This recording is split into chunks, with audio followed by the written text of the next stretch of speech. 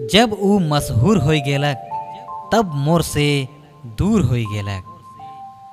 जब ऊ मशहूर हो गेलक तब मोर से दूर हो गेलक। करलक पहचाने से इनकार मोके तो मोर दिल टूट के चूर चूर हो गेलक।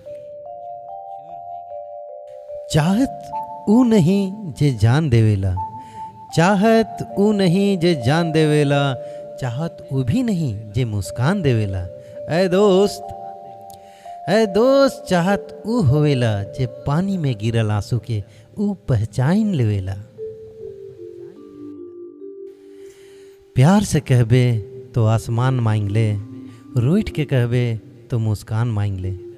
प्यार से कहबे तो आसमान मांग ले, रूठ के कहबे तो मुस्कान मांग ले।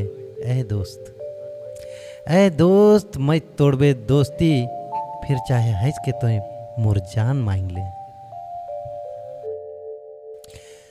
जानी ना छुआ है का कर बुचू, ध्यान से सुना, ए छोड़ा मने ध्यान देवा। ए जानी ना छुआ है का कर बुचू, सेहेले दिन भर छुआ मन से खेलो ना गुचू।